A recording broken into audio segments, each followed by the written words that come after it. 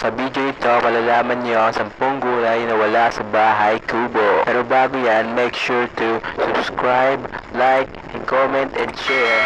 At follow niyo sa Spotify at SoundCloud sa ating tropang si Tubit Makes Music. Number 1, Repolyo. Fun facts about Repolyo. Meron siyang connection sa baseball.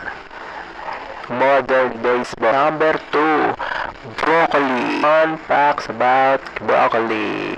Alam niyo ba na ang broccoli ay mga nasa 2,000 years na ang tanda? Yan. Number 3, mais. Actually, hindi naman kulay ang mais.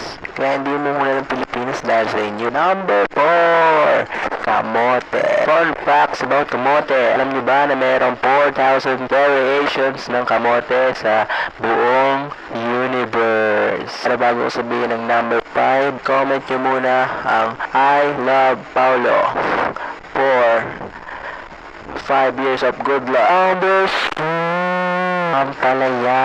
Comment mabaho si Rel kung ayaw din ang ampalaya. Number 6, keso.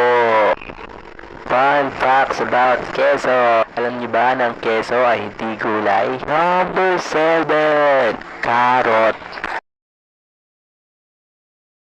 Number 8, sili. Sad facts about sili. Although I love sili, my body cannot fucking take it. It's too hot.